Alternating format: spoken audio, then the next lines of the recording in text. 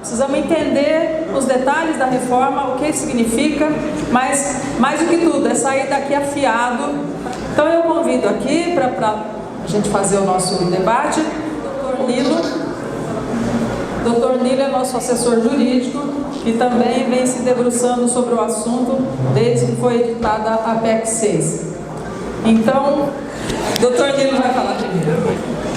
Eu vou tentar falar rápido, não me estender muito e não vou fazer muitas análises jurídicas. Eu acho que é importante desde já deixar claro, o livro que vocês receberam, ele tem algumas questões, ele tem inclusive as regrinhas de aposentadoria, ele tem resposta para uma série de dúvidas que as pessoas normalmente têm. Então eu não vou abordar muito esses assuntos que eu acho que está fácil de enxergar. Vou tentar fazer uma análise mais geral do assunto. Em primeiro lugar, sempre que eu falo sobre essa reforma da Previdência, eu gosto de falar que ela não é uma reforma isolada. Ela vem dentro de um contexto que não é novo, que não é recente. São algumas reformas que vêm caminhando juntas, não é só a reforma da Previdência. E tudo começa principalmente pela Emenda Constitucional 95 de 2016, que é a emenda que congela os gastos públicos por 20 anos. Nós estamos exatamente dentro desse período, nos primeiros anos desse período. Além do congelamento de gastos públicos, a gente teve logo em seguida a questão da lei da terceirização, depois a lei da reforma trabalhista, que vai além da lei da terceirização e aprofunda de maneira muito grave e muito grande a precarização das condições de trabalho para os trabalhadores do país inteiro. E finalmente a gente tem a reforma da Previdência. Tudo isso é um jogo só, nada disso é isolado, todos são uma face, são diferentes faces de uma mesma moeda. Tudo bem que eu falei de uma moeda, acho que é um dado, não é uma moeda, são várias faces, moeda só tem duas, né? Todas essas reformas, elas têm em comum que elas, de alguma forma, elas criam uma diminuição de direitos ou uma dificultação ao acesso a direitos. Ou elas retiram objetivamente direitos dos trabalhadores, ou elas dificultam aos trabalhadores para que eles adquiram determinados direitos.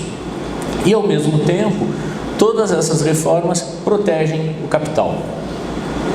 Nenhuma delas é contra o capital, nenhuma delas afeta o capital. Porque todas elas garantem alguma diminuição de gastos e alguma precarização das condições de trabalho, e tudo isso melhora a condição do capital. Com relação especificamente à reforma da Previdência, a gente pode, claro, passar a noite inteira aqui discutindo quem perde, quando perde, aonde perde, como é que eu vou me aposentar, como é que vai ser a pensão, como é que vai ser diversas situações. Mas o fato é que nós podemos entender claramente é que todos os trabalhadores, na realidade, perdem. Especialmente as mulheres, os professores, as professoras em especial, talvez sejam as que perdem mais, e os trabalhadores de mais baixa qualificação, porque esses têm mais dificuldade de se manter no emprego, vão ter mais dificuldade de ter tempo de contribuição e vão ter mais dificuldade para se aposentarem, se aposentarem um dia. Mas se alguém perde, alguém ganha. E nesse caso, quem que ganha? Eu acho que é uma resposta razoavelmente fácil, e quem ganha mais são exatamente os empregadores de vocês. É o sistema bancário, o sistema financeiro é quem ganha mais. Por quê? Eu diria o seguinte, os gastos da União, ela tem dois grandes gastos. Um ligado à Seguridade Social, outro ligado ao pagamento da dívida. da dívida pública, atualização monetária e juros. Quando você resolve entender que combater o déficit fiscal é a coisa mais importante do momento, a coisa que você mais deve fazer, você tem que optar se você vai tirar dinheiro de um lugar ou de outro. E a opção com a reforma da Previdência é tirar dinheiro exatamente da Seguridade Social, tirar dinheiro dos trabalhadores e deixar a área dos juros intacta. Então, quem tem capital, quem é rentista, quem vive de renda, tem os seus ganhos intactos. Mas o sistema bancário ganha mais ainda porque ele ganha duas vezes nessa equação. Ele ganha porque ele tem dinheiro e ele ganha também porque esse novo regime de previdência, ele vai permitir que a previdência seja privatizada. Ele vai permitir a criação dos regimes de capitalização e no regime de capitalização você vai poder optar pelo seu fundo ficar com o Santander, ou com o Bradesco, ou com o Itaú, ou com outro banco qualquer. E aí o banqueiro ele vai ganhar, porque os juros ficaram intocados e vão continuar sendo pagos. 2, como foi enxugado os gastos com a Previdência, esse dinheiro ainda vai para o sistema bancário, onde vai gerar mais renda para eles através da venda desses serviços todos que vocês conhecem de Previdência, que vai passar a ser a Previdência Geral e não só Previdência Complementar como hoje. Eles vão fazer a venda direto, vão ficar com o dinheiro direto e ainda vão utilizar o dinheiro da Previdência para comprar mais títulos públicos e aumentar a dívida pública. Vira uma espiral. Algumas características principais dessa reforma, apesar de eu não querer entrar em detalhes, eu acho importante falar de algumas características principais. 2 delas são as mais importantes, eu vou falar um pouco mais longamente em seguida, que é a desconstitucionalização e o regime de capitalização. Mas além disso, ela exclui ou retarda o acesso dos trabalhadores à aposentadoria e a todos os outros benefícios. Ela reduz o valor dos benefícios. Ela altera regras sobre acúmulos de benefícios, ela piora as regras de acúmulo de benefício. Ela tira do reajuste dos benefícios a obrigatoriedade da reposição inflacionária a cada ano. E eu tinha anotado aqui também para falar que ela retira o fundo de garantia dos aposentados também, o que de certa forma foi resolvido aparentemente ontem na discussão da CCJ no Congresso Nacional. O que não resolve absolutamente nada, é uma gotinha no meio desse oceano todo. Com relação à desconstitucionalização, o que é esse negócio da desconstitucionalização? O problema todo é que essa reforma da Previdência, ela é uma reforma diferente de todas as outras reformas de Previdência que foram feitas no país, porque até então o que sempre se fez foi alterar alguma regra, ou aumentando o número de anos de contribuição, ou mexendo na idade, ou mexendo alguma coisa no cálculo, sempre foi alterando as condições pelas quais os benefícios são concedidos para os trabalhadores. Mas nesse caso, o que essa reforma pretende é que as regras de proteção aos trabalhadores que estão na Constituição Federal saiam da Constituição Federal, vão para uma lei complementar, que vai ser votada no futuro e que nós não sabemos como é, que direitos garante e que direitos elas não garante. E essa lei complementar, ela vai trabalhar necessariamente com 2 linhas de previdência. Ou a manutenção de um regime de previdência como existe hoje, ou a história do regime de capitalização, que vai ser optativo. Daqui a pouco eu retomo esse assunto. Qual o interesse de desconstitucionalizar e de regulamentar tudo e complementar? Muito simples. Uma emenda constitucional, para ser aprovada, ela precisa ser votada por 3/5 das duas casas do Congresso Nacional, quer dizer, 3/5 da Câmara, 3/5 do Senado em 2 votações. Uma lei complementar, ela precisa só da maioria absoluta, ou seja, em vez de 3/5, basta 50% mais um dos deputados e dos senadores. É muito mais fácil de alterar uma lei complementar do que a Constituição Federal. No livro fala um pouquinho sobre isso. Vamos para a capitalização, para o regime de capitalização. O regime de capitalização ele é interessante porque ele vai ser optativo. Agora, nós trabalhadores conhecemos essa história de opção por regime de trabalho. Isso aconteceu quando a partir de 67 passou a existir o Fundo de Garantia, e aonde as pessoas que eram contratadas, elas tinham que optar ou não optar pelo sistema do Fundo de Garantia por tempo de serviço. Só que, quando a pessoa era contratada, entre a pilha de documentos que ela recebia para assinar, um deles era o termo de opção pelo Fundo de Garantia. E se a pessoa não assinasse o termo de opção pelo Fundo de Garantia, ela não era contratada. Então, muito provavelmente, nós vamos ver novamente essa mesma história. Você vai receber o seu termo de opção pelo regime de capitalização e ai de você que não assine. Curiosamente, não deve ser contratado do mesmo jeito que quem não optava pelo sistema do Fundo de Garantia não optava.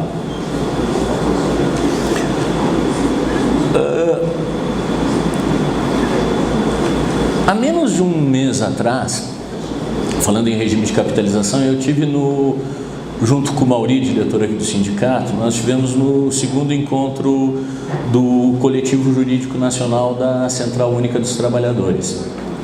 Lá, um professor da USP, Flávio Roberto Batista, ele lembrou, eu não tinha feito essa conexão, que na verdade nós já vivemos um sistema de capitalização no passado. E de fato vivemos. Em 1923, houve uma lei que criou caixas de aposentadoria. Existiam essas caixas de aposentadoria que garantiam a aposentadoria, mas isso não era regulamentado. Existia caixa de aposentadoria numa empresa, não existia na outra, existia num setor e não havia no outro. Com a Revolução de 30, Getúlio Vargas acaba com essas caixas de aposentadoria e cria os institutos, os IAPs, Institutos de Aposentadoria e Pensão. Primeiro veio dos marítimos, depois veio dos comerciários, tem uma série dos industriários. E aqui é um dado interessante relativo à categoria bancária. Esses institutos eles eram criados por categoria, mas eles não foram criados imediatamente, assim que o Getúlio extinguiu as caixas. Era necessário pressão para que esses institutos fossem criados, eles eram autarquias públicas. No caso dos bancários, o Instituto não foi criado até 1934. E ele só foi criado depois da primeira greve nacional, da primeira greve geral nacional de bancários, que aconteceu no ano de 1934. E as reivindicações dessa greve eram aposentadoria aos 50 anos de idade ou aos 30 anos de contribuição, aos 30 anos de serviço, quer dizer, estabilidade a partir de um ano de trabalho, contribuição tripartite. Os bancários queriam na época que os bancos pagassem 3% da sua receita bruta e que o governo pagasse a mesma coisa e que fosse descontado dos trabalhadores de 3% a 5% dos seus rendimentos. E eles queriam a criação do Instituto de Aposentadoria e Pensão dos Bancários, que foi criado em 1934. Essa greve, a primeira greve nacional dos bancários, foi exatamente tratando da Previdência e foi uma greve vitoriosa. Em 1945, esses institutos começaram a tratar não só de aposentadoria e pensão, começaram a tratar também de habitação e de saúde. Essa questão da habitação é interessante. A 5 ou 6 quadras daqui na Barão de Jaguara, no número 672, tem o edifício Bancários. O edifício Bancários foi criado pelo Instituto de Aposentadoria e Pensão dos Bancários. Só que, o que aconteceu com esses institutos? Alguns eram muito bem geridos, como o Instituto dos Bancários. Outros não eram. E isso fazia com que algumas categorias tivessem algumas condições de aposentadoria melhores do que outras. E que outras tivessem condições piores. O regime militar, depois do golpe de 64, em 66, cria o INSS e acaba com todos esses institutos. E o que ele faz? Ele pega tudo que havia nesses institutos, porque esses institutos eram pelo regime de capitalização, mas não era regime de capitalização individual, onde eu, Nilo, teria uma conta própria. Era um regime de capitalização solidário, onde havia um fundo formado pelas contribuições de todos, mais contribuição do governo e mais contribuição dos empregadores. Esses fundos todos foram tomados e foram utilizados na construção da Transamazônica, na construção da usina nuclear, na construção da ponte Rio-Niterói, na construção daquelas grandes obras todas do regime militar. Foi utilizado o dinheiro dos trabalhadores, que foi tomado em 66 com a criação do INSS. Ao mesmo tempo, vem o Fundo de Garantia, que quando é criado também em 66, mas começa a existir a partir de 67, ele acaba com o regime da estabilidade e começa a ser feito depósito para o Fundo de Garantia, e o Fundo de Garantia, vocês lembram bem, ele estimulava o quê? Exatamente a habitação. Então, a habitação que era financiada pelos institutos passa a ser financiada pelo Fundo de Garantia. E o regime militar cria em seguida o IDAMPS, porque os institutos não estavam mais garantindo assistência médica dos trabalhadores das categorias profissionais e era necessário dar um jeito nisso. E aí foi criado o INAMPS exatamente para cumprir tudo isso. E aí as funções de proteção da assistência médica e da habitação foram tomadas pelo Estado. Então nós já vivemos uma experiência de capitalização no passado. Capitalização não é necessariamente ruim se ela for solidária. O que é ruim é a capitalização individual, que é o que se pretende fazer dentro do novo regime da reforma da Previdência. Porque o que ela mais faz, na realidade, é romper a solidariedade, romper todos os laços coletivos e transformar a vida de todos nós num cada um por si. Cada um de nós vai ter que se virar para obter a própria aposentadoria, para obter a pensão dos familiares. Eu vou fazer uma pergunta para o doutor Nilo. Posso, Estela? Claro. Doutor Nilo, a reforma previdenciária é um cavalo de Troia, tá certo? Para que se destrua o modelo de sociedade pactuado em 1988. É isso. É só isso. O resto é bode. Pergunto, eu li também na Constituição que sempre que tiver uma mudança estrutural na Constituição, isso tem que passar por um plebiscito, por um referendo, né? Certa vez quiseram alterar o presidencialismo, o parlamentarismo, foi feito um referendo. Eu pergunto, se quer alterar o modelo de sociedade pactuado de 88, isso não deveria ser objeto de um referendo? Juridicamente tem sentido o que eu estou falando? Tá certo? E se tiver sentido o que eu estou falando, isso não é inconstitucional? Isso não deveria ter sido negado pela CCJ ontem? Excelente questão, claro. Funciona mais ou menos assim. Um plebiscito é quando você leva para a sociedade uma pergunta. Nós queremos presidencialismo, parlamentarismo ou monarquia? A sociedade escolhe e aí depois faz a legislação necessária naquele sentido. O referendo vem a posteriori, você faz a legislação, você define, é assim, e aí diz para a população, vocês concordam com isso ou não?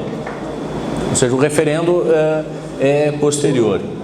Eu acho, de fato, o professor Eduardo tem razão, é uma ruptura absolutamente maiúscula, de grande porte, ela altera, de fato, o Pacto de 88, não há a menor dúvida com relação a isso, e afeta a vida de milhões e milhões de pessoas, não afeta 10, 15 mil pessoas, não que os direitos de 10 ou 15 mil não sejam importantes, mas ela afeta a sociedade como um todo, ela afeta o nosso projeto de país, o que nós queremos daqui para frente. Porque se nós vamos passar para esse regime de capitalização individual, isso vai ter um custo de transição das pessoas que ficarem para trás no antigo regime. Como é que eles vão... Como é que vão ser pagas as aposentadorias e os direitos dessas pessoas se não entrar dinheiro novo dentro desse sistema? Se o dinheiro novo todo for para os regimes de capitalização individual. Então há um custo nisso.